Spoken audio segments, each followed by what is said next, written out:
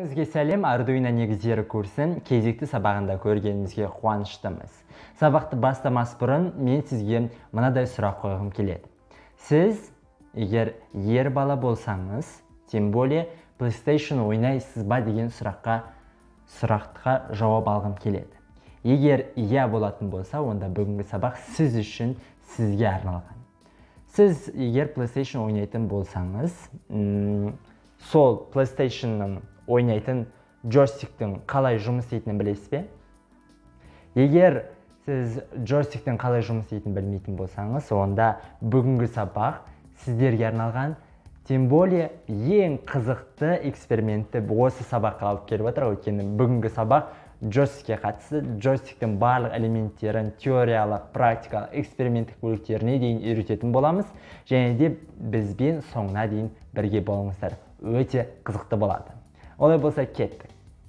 Біз енді джойстикті теориялық тұрғыдан қарастырайық. Бірінші енді джойстик көріп отырғандарыңыздай, осындай джойстик KY023 модулі түрінде немесе оның аналогтық түрінде келеді, қолданылады, кездеседі.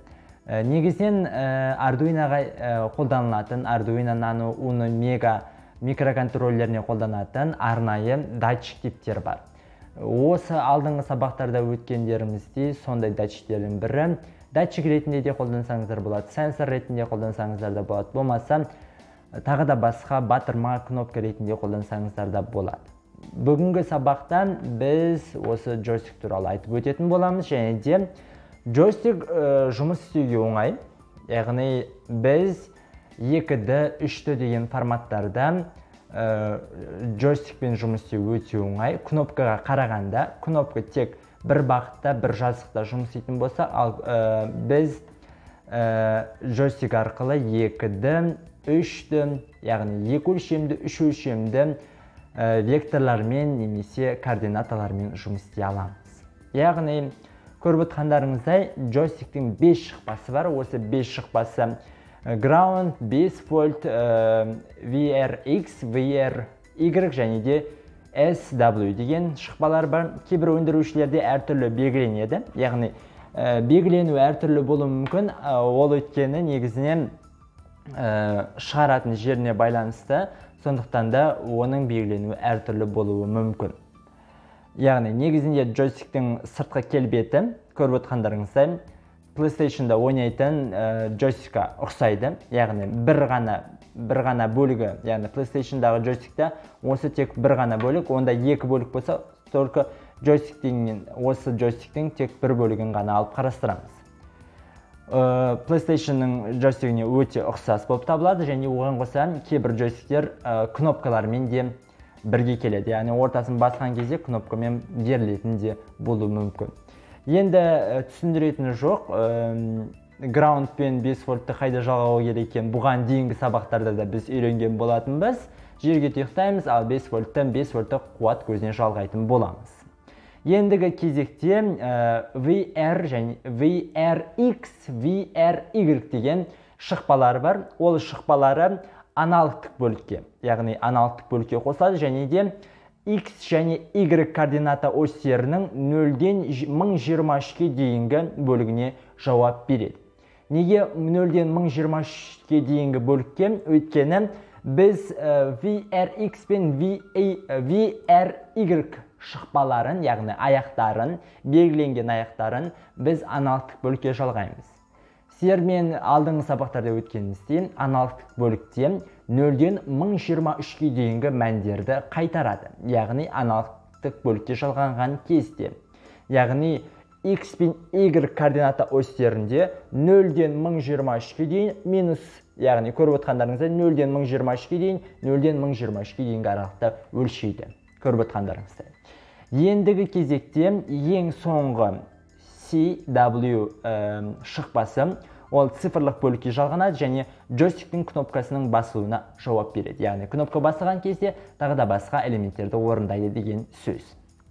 Ендігі кезекте джойстик негізі пружинадан тұрады. Көріп отырғандарыңыздар, пружинадан тұрады.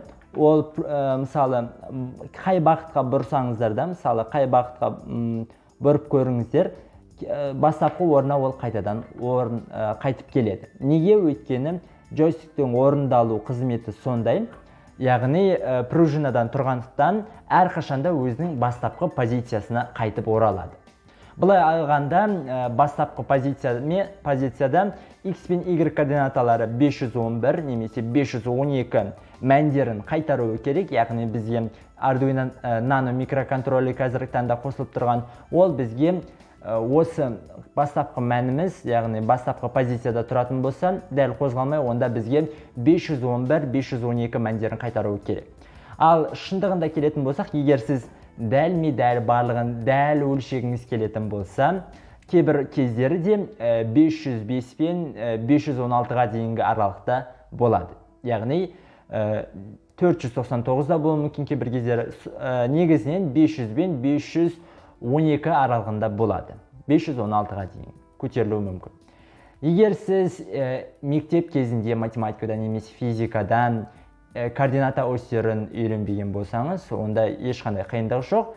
Визуалды түрде біз сізге мәндерді көрсететін боламыз. Яғни, егер сіз X пен Y координаталарын осьтерін елестете алмасаңыз, яғни визуалды түрде елестете алмасаңыз, онда көріп отырғандарыңызда экранда көрсетіліп тұрған визуализация арқылы анықтасаңыздар болады. Мысалы, оңға, солға, артқа, ортада, мысалы, ортада көріп отырғандарыңызда 511 мен 511, ал оң центрда тұратын болса 1023 пен 511 аралығында көре аласыздар.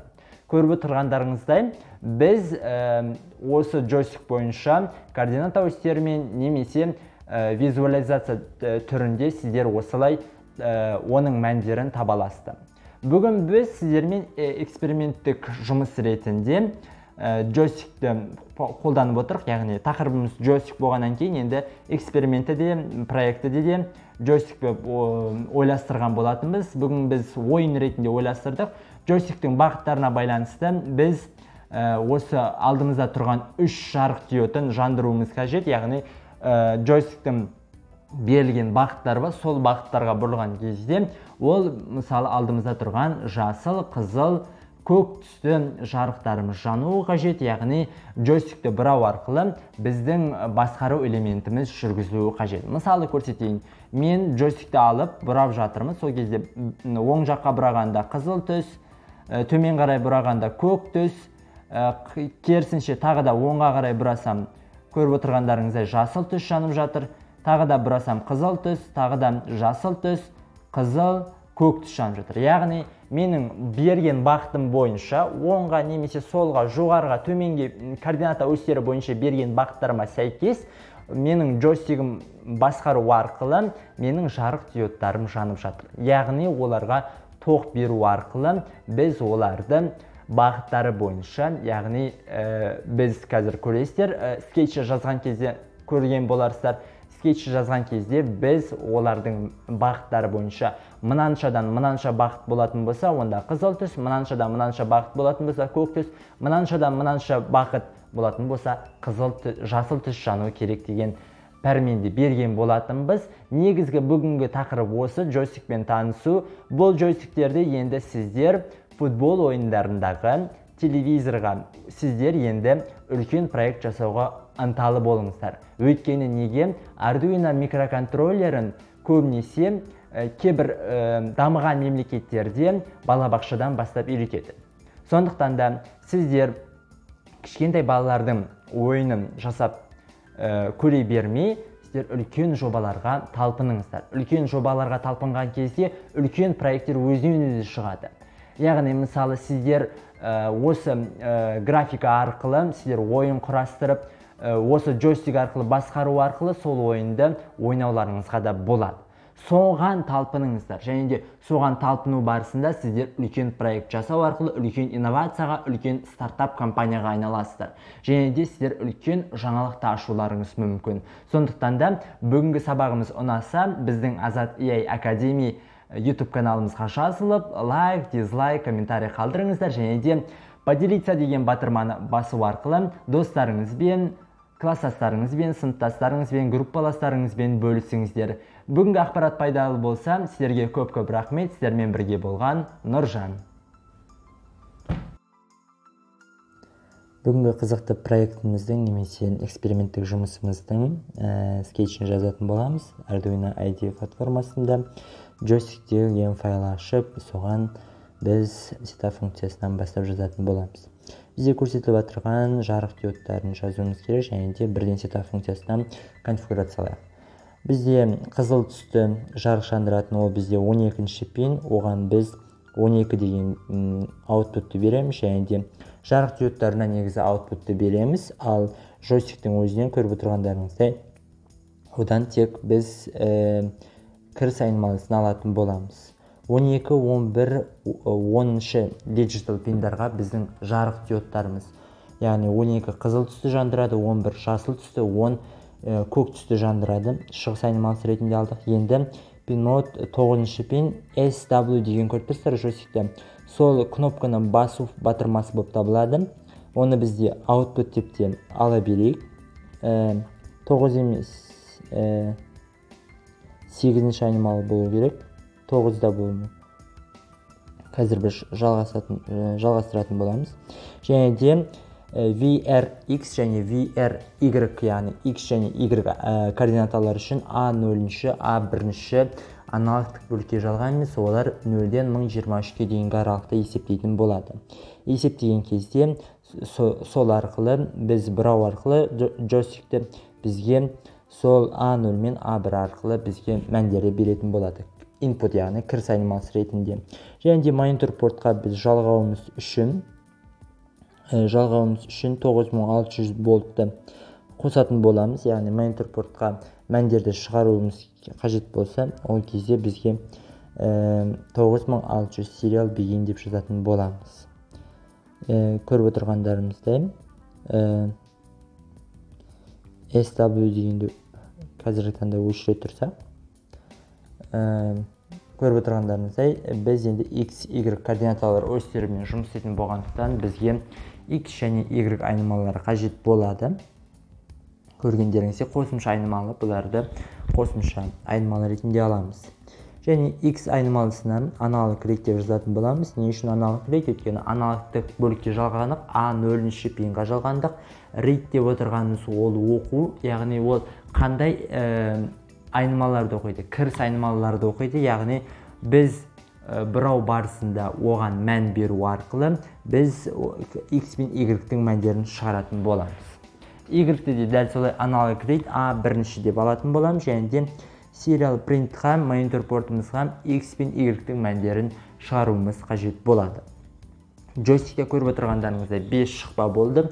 Ground пен 5 вольтты біз кәдімгідей жерге тұйықтаймыз, және де 5 вольтты қуат көзіне жалғаймыз. Ал VRX пен VRX біреуін A0-ші пинға, біреуін A1-ші пинға жалғаймыз, ал SW-ді digital пинға жалғасақ болады.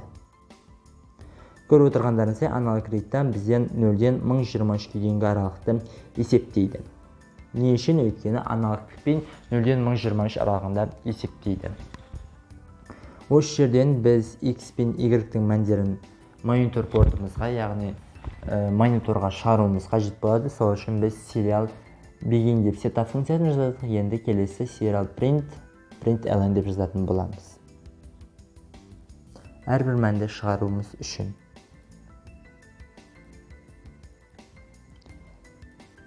X-тің мәндерін шығардық. Енді біз қасына Y-тің мәндерін шығаратын боламыз. Дәл қасына Y-тің мәндерін шығаратын боламыз. Және де serial print деп Y-тің мәндерін шығаратын боламыз. Println дейміз, не үшін? Өйткені келесі жазатынымыз әрбір ассасына түсуі қажет болады. Және де 0,5 секунд, яғни 500 миллисекунд аралығында үзіліс жасап, келесі мәндерді қабылдауы қажет болады. Көріп отырғандарымыздай 0-ден 1023-ке дейінгі X пен Y-тің мәндерін serial монитор портымызға жазатын боламыз. Ендігі кезекте осы мәндерді беру арқылы біз теориялық бөлікте айтып өткендей, біздің бұрау барысы арқылы қай түс жану қажет екенін енді біз шарт қоятын боламыз. Және де X-іміз 512-ге тең болады дедік. 511, 11 аралығында центр болады, болмаса x үлкен 512-ден y-іміз кіші 127 деген мәннен болатын болса, және де else if-іміз біздегі x-іміз 1020-дан үлкен, және де амперсент дегеніміз ол жерде бізде және де деген мағынаны білдіреді. Y-іміз 505-тен үлкен болсын, және де біздің келесі else if шартымыз x-іміз кіші болсын 127-ден, көріп отырғандарыңыздай, және де y-іміз үлкен 1020-дан. Көріп отырғандарымыздай if, else if, енді осы else if-тер бойынша, шарт беру бойынша енді біз операторларды орындайтын боламыз. Digital write бізде бұл жерде бізде 11-ші пиніміз, яғни жарық, жасыл түстіміз жарық беруі қажет болады. Бұл жасыл түсті беру арқылы қалған түстер low, яғни өшуі қажет болады. 12 мен 10-шы пиндер өшуі қажет болады. Дәл солай қалған шарттар бойынша біз жұмыс істейтін боламыз. Енді осыны, дәл осы шартты копировать етіп алып,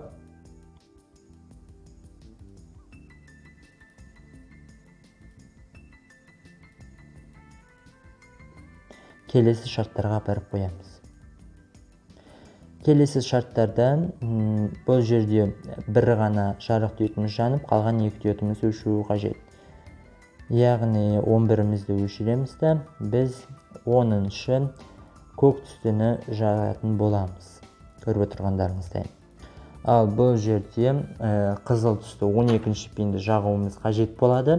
Бұл жерде көріп отырғандарыңыздай джойстигімізді беру арқылы, джойстикті бұрау арқылы, яғни бағыттар беру арқылы біз сол бағыттарды айнымалы мәнге айналдырдық, санға айналдырдық. Сол сан арқылы біз оларға бағыттар беру арқылы жарық диодтарын жандыратын боламыз. Үстіге, астыға, оңға, солға қозғалту арқылы біз қай бағытта бұрасақ, жарық диодтарымыздың жұмыс істеу принципі де дәл осыған сәйкестенуі қажет болады.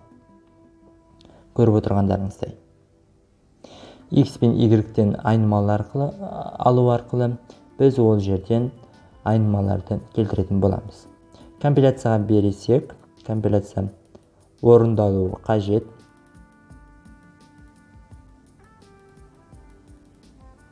Компиляциямыз дұрыс орындалды. Енді кезекте біз инструменттердің ішінен портты, процессорды, платаны таңдауымыз қажет болады.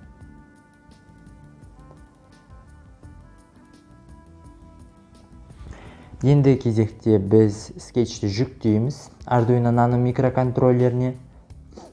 Көріп тұрғандарыңыздай, джойстикті бұрау арқылы біз жарық диодтарын жандырып жатырмыз. Бағыттары бірдей ретінде. Енді кезекте монитор портты ашып қарайтын болсақ, қарапайым тұрғыда центрда тұрса 511, 499 мәндерді қайтарып жатыр бізге. Енді кезекте бұрау барысында қаншалықты мәндері өзгереді, соны байқайық. Бізде бұрау барысында қандай мәндер өзгереді екен, соны байқайық. Әр 0,5, әр 30 секунд аралығында мәндер өзгереді. 1023 x-іміздің мәні 1023, y-іміздің мәні 1023, x-іміздің мәні 2-ге, y-іміздің мәні 609-ға тең, немесе x-іміздің мәні 1-ге, y-іміздің мәні 1023-ге тең деп алып жатыр. Яғни біз джойстикті бұрау арқылы олардың мәндерін цифрлық датаға айналдырып, аналогтық ретінде 0-ден 1023 аралығындағы аралықты есептеп жатырмыз. Яғни бұл аралықта біз джойстиктің бағыттарын қай бағытта бұру арқылы қай жарық диодының көкті немесе қызылдың немесе жасылдың қай жаққа жанатынын анықтай аламыз. Дәл осындай сіздерде осы джойстиктің бағыттарын беру арқылы ойын құрастырып, қызықты проект жасасаңыздар болады. Негізінен бүгінгі сабақты білсеңіздер, сабақты мұқият тыңдасаңыздар, координата осьтерін білсеңіздер, C немесе C++ тілін білсеңіздер, программалық тілін, қызықты проекттерді жасауға болады. Оған талпыныстарыңыз жетеді деп ойлаймын, және де болашақта сіздерден үлкен маман шығады, яғни білікті де білімді мамандар технологияны, инновацияны шығарады деген үміттеміз. Яғни осы сабақтан кейін сіздер PlayStation немесе ойын түріндегі джойстикпен ойнайтын қызықты проект жасауларыңызға тілектеспін.